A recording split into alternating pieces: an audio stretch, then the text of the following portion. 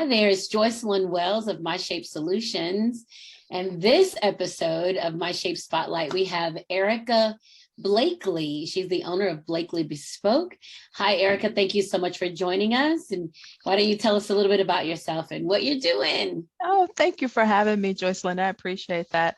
My company is Blakely Bespoke, and we are a social enterprise that is looking to impact the lives of drastically underemployed, specifically military spouses, single moms, and retirees that will be sewing for us across the country, as well as the neurodiverse here in our facility that we plan to open in Atlanta. Neurodiverse, particularly autistic adults.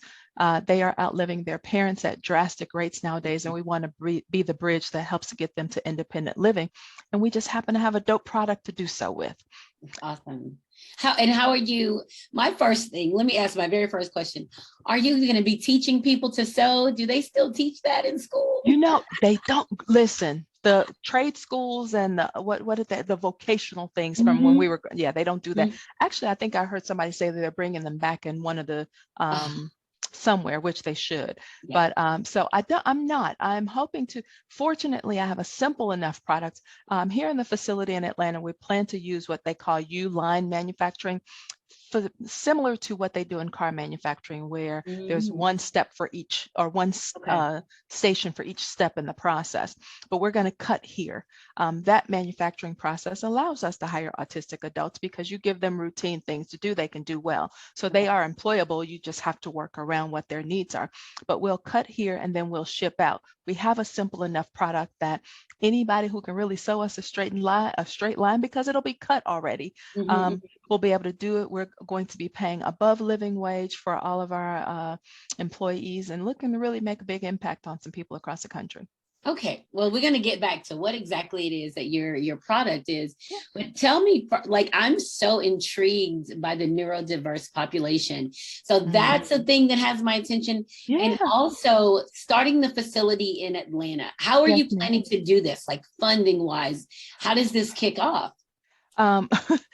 Interesting enough you asked. So we are in the middle of a Kickstarter campaign. And I think a lot of people are not familiar with Kickstarter. We are trying to raise the money to do so. We have 7 more days left on that campaign. So that is very important. I see on the platform Kickstarter, they raise $8-9 million for video games that are very dark things. You know, and my product is not just about the product, it's bigger than me. It's about the lives that we're impacting. And I was hoping to have a bigger showing. It's just going to take us a little longer to get where we're trying to go as far as the facility here. But the Kickstarter campaign was supposed to be that kind of boost to get the facility open. The more money we have, the more good that we can do for people. Okay, so tell me about the product. Like, so we know that your population that you want to hire, we know that you're seeking funding. So tell me about the product. My product is a patented, I actually have a granted utility patent. I saw that, congratulations. Thank you. And I didn't recognize, Joycelyn, the power in that. Less than 5% of women are granted utility patents in the United States. And when you think about what Black women are to that population, less than 1% of utility patents are granted to us. Wow. So I'm happy to be among the elite few. But I have a patented product. We make French cuffs, not cuff links, that go on shirts that you already have. There's no sewing required. They are unisex. It's a completely new category of accessories, but those French cuffs go on any shirt you already have through the existing buttonholes. They all come with a free set of cuff links. Men and women can wear it. One of our big lines of that have been our customized. We can do embroideries and things like that. So it gives you a bespoke look without the cost of bespoke. Okay, and they just attach to like the ends of your the shirt you already own. Yep. So you can just jazz it up with different. Absolutely. And society's becoming a lot more casual now, if you think about it. So you know, there's jeans and button-ups. So French cuffs are not just for suits anymore, nor are they just for boys anymore.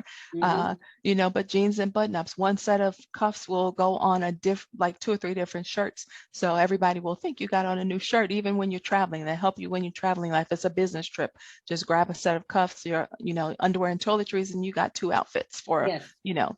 So and the other thing that I've gotten a lot of feedback from the customers is that they have shirts in their closet where of course, the shirt shrinks, they don't grow. The sleeve might be a little bit too short, so it can actually add length and allow you to repurpose the shirt too. Wow. So. Well, how did you, okay. I have more background because I read about her already. So yes, I know that you were an accountant for several years. So that's awesome. And but you're also into fashion. Like, where did that part come? Was it just something that you did because you were in the business field, or where did that come from? Well, I think it's a combination. So I've had my own CPA firm for many years, and I've watched people in boardrooms with suits, and I've watched suits disappear. I've watched ties disappear. But then you see the younger people trying to kind of keep up with the older people that are, more seasoned, but the seasoned people are trying to kind of downplay. So but really my product was created out of my dad. I'm an only child. I'm a daddy's girl. And from the time I was about 3 or 4 years old, every time my dad left the house, I had to approve his outfit. Nice. I particularly remember a time when he had a set of French cuffs moved from one shirt to the other by his tailor, who, because he liked the way his name was embroidered on it, but he liked the collar on the other, something weird. I was like 3 or 4. But what happened was when they started coming out with the shirts with the contrasting cuffs, like a friend of mine said back in 2012, he was like, oh man, that's pretty cool, but I wish the shirt was a different color. And I was like, well, yeah, wait a minute. I put the two of those together, start looking for something like that, and there was nothing. So I spent the next 3 years working on my patent for that. And so here I am.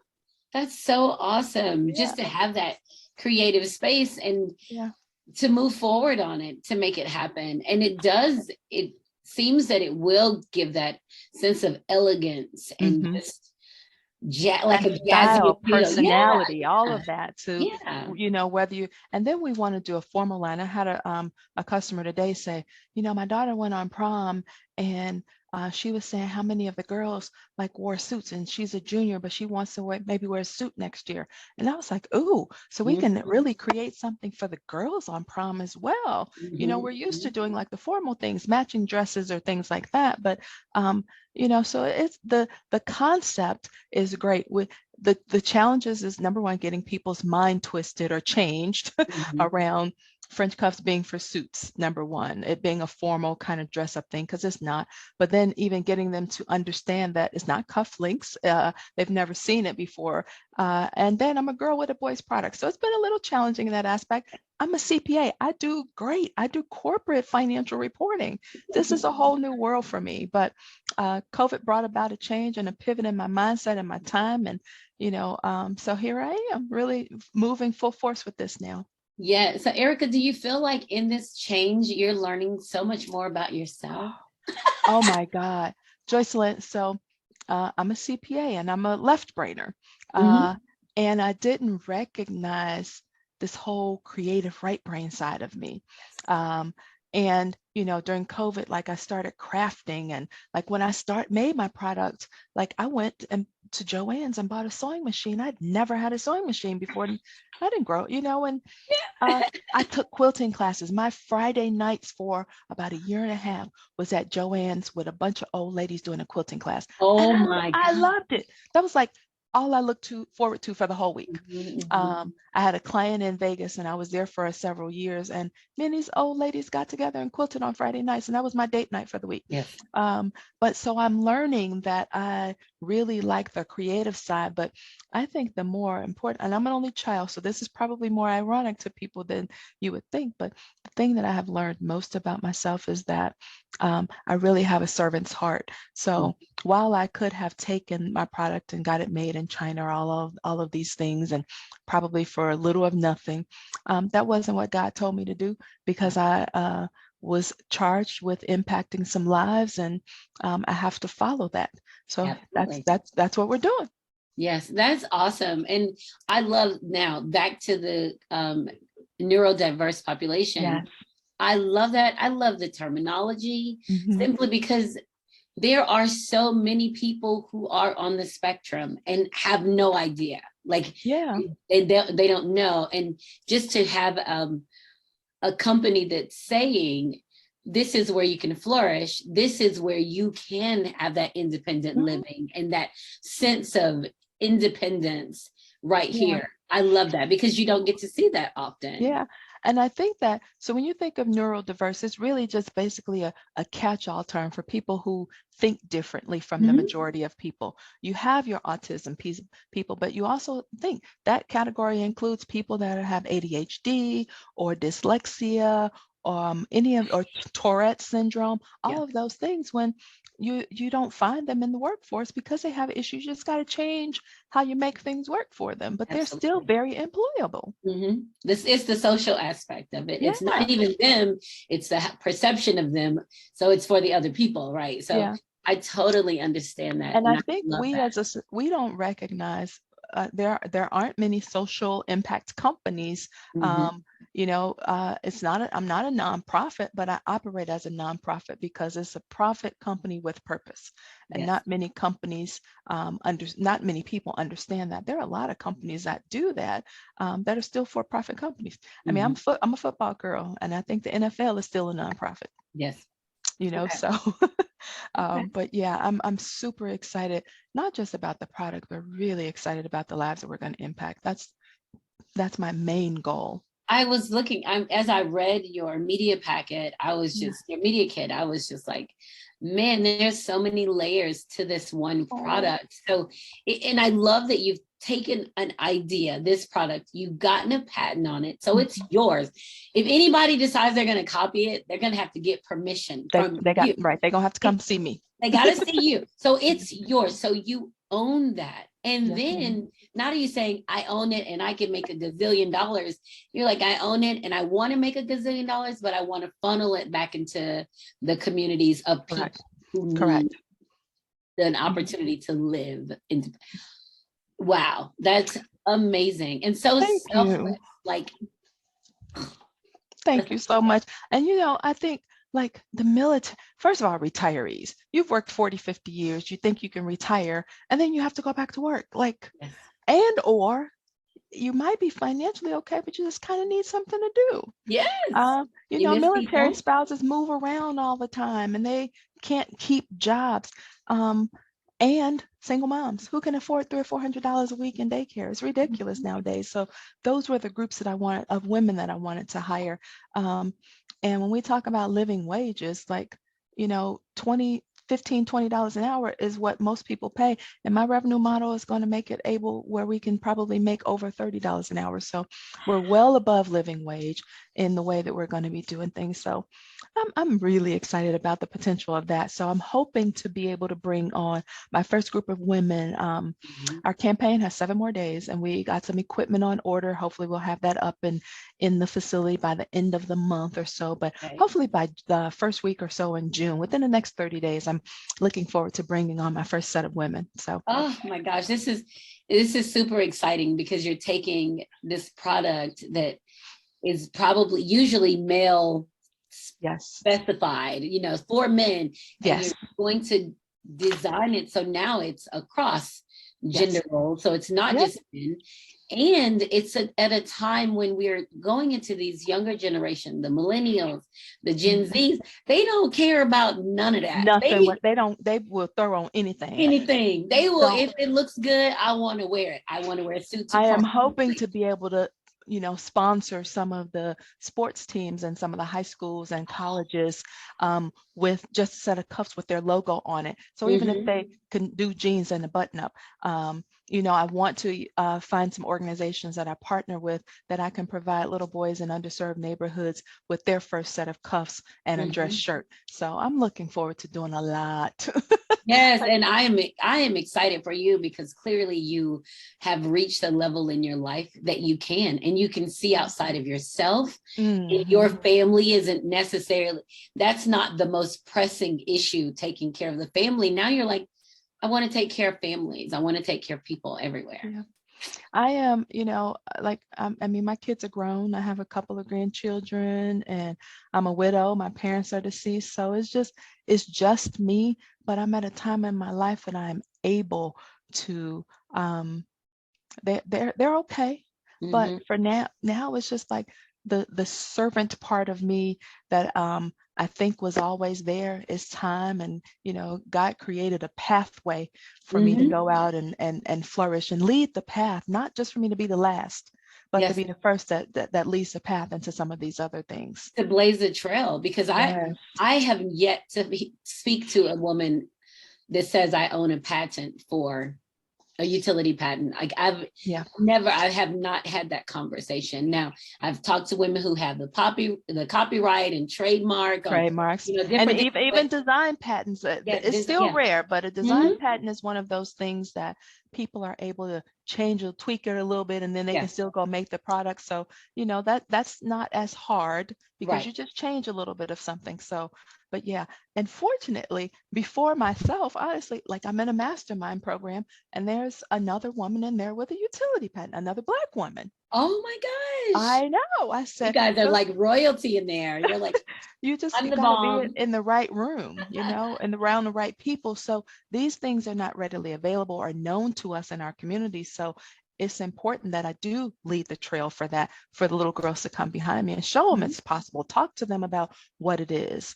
You know, in my CPA firm, I have served entrepreneurs for well over 20 years and led the trail on that aspect and doing schools and financial programs in schools. So now I want to take a little bit of that and just do it a little bit differently. Yes. Well, congratulations to you. I'm so excited about Thank your you so much, product. Joycelyn. Blakely Bespoke. It is elegant. The name itself is elegant. You know, it just says that there's something happening here. It's something good happening, and I'm excited for you. So you said we have 7 days, right? 7 days of crowdfunding. 7 more days on the campaign. When you talk about the name, I just want, like, I rebranded last year. I'm an accountant, so I'm kind of in the background. I'm the bean counter, as they say. And I ran away from being included in that, but this product honors my dad as well as my husband and all of these things. And I couldn't run away from the name. It's my daddy. He created it. I needed to live on. And so many of us don't even know what the word bespoke means, you know, and my daddy's had a bespoke tailor, you know, my entire life. So that was, you know, nothing new for me. So that was important for me. But the campaign, 7 more days. It's on Kickstarter, and I think you have the link for that already. Stacey provided you with that. Yeah, I believe so. It's probably yeah. So I just we have different levels where people can support. If they just give $5, get everybody you know and share, and $5 is the minimum, but we do have different levels. The difference in Kickstarter and GoFundMe, Kickstarter is a kind of like a pre-order. So you are actually ordering. Now, of course, you can donate to support, but really you're ordering the cuffs, and you know that you are giving us the money to get started into production, and you will get a product at the end. So it's not you just giving money, you're actually pre-ordering something for people to get into production. I love that. Yeah. Oh yeah. Because I wasn't familiar with Kickstarter, so but I am familiar with GoFundMe, and people do for a myriad of reasons they choose GoFundMe, but this is specific to Blakely Bespoke. Like this is specific to the product. To the product itself. You contribute here and you'll get a pair of cuffs once the company's up and running. You're providing a workspace for a group of employees to come in and to reap the benefits, to take care of their families, and to get these products on. Awesome. I love that. Yeah. So, and the people who can't afford, you know, the $35 or $50 to donate, then they can just do a $5, like a high five, go girl kind of thing. Yes. You know, and if we can just get people to share as much as they can over the next 7 days, so that we can at least, you know, there's some big equipment. I got a backup plan. So, you know, I wanted to get to at least 25,000 or above. We are a little bit under halfway there now, but we got 7 days. So, you know, we can come up from the rear. So 7 days, that means 7 days from today. Today is the 10th day of May. So just in case you hear this in a couple of days, you know your days are dwindling away. Now, keep in mind, what if someone comes across this video, or they can contribute after the Kickstarter deadline? What happens then? I think that, and if you go on there or follow us on social media, I I believe that Kickstarter has a way that it kind of rolls over into just like a regular donation thing for later on. Okay. And I'll make sure I have all of that information for people. But if they follow us on social media, it's Blakely Bespoke across all platforms. Okay. And I'll make sure that we have that information. But if you go on Kickstarter and you can't, and say the campaign has ended, there'll also be a link and information on how to that continuous as well. Okay. All right, fantastic. So I'm, like I said, I'm super excited. I've already listened to you and I'm thinking of ways that my nonprofit can partner with you. Yes, that would be great. Yeah, so my mind's already here, right? So I'm already there and looking at ways that we can patronize and be a part of the bespoke movement, because honestly, I looked up bespoke before. I was like, what is this? And say it, you know, fortunately, Google does that. Yes, ma'am. Because, and I was like, oh, it's just personalized items, usually by a tailor. Yes. We didn't have that experience. So I know. Yeah, that wasn't part of the experience that many of us had. I know, and I want to, especially little boys in these underserved neighborhoods. So I'm looking forward to being able to do that and partner with some of the organizations in there. We're working on that. So I would love to talk to you offline about your nonprofit and see what we can do to work together. That would be great. Yes, I would love that. Yeah. So we're going to wrap up because I want everybody to be able to see this in a good amount of time. Yes, ma'am. This is Erica Blakely, and she is the CEO of Blakely Bespoke. And I'm so excited to have this conversation. But the most important thing is we're raising money. We have 7 days to get some funds in. So we're looking at $50 a piece. If you can't do 50, 35. If you can't do that, shoot a high five her way and she will use that as well. And you're not just giving money, throwing it into a pit, never to see it again. You will receive a pair of the French cuffs that you can switch out on your attire as well. Yes. So I absolutely love that. And do you want to add anything else? That's it. That's all. I think the Kickstarter campaign is important. But again, if you guys have any questions for me about the people that we support, all of that stuff is on all of our platforms, but I'm happy to answer. And if your audience has any ideas for us and organizations that we can partner with as far as what we're trying to do and the groups of the people that we're trying to impact, I'm open to those discussions as well. Okay, fantastic. And we're talking military spouses, single moms, neurodiverse, and retirees. And retirees, we got them. Absolutely. Thank you so much. I appreciate you. All right, Joycelyn, thank you. Thank you. And everyone, thank you so much for joining the Spotlight. As usual, we had My Shape Spotlight with Erica Blakely. Thank you also to Queen's Ransom, LLC. Remember, Queen's Ransom, the most powerful piece in the game. Always appreciative of your sponsorship.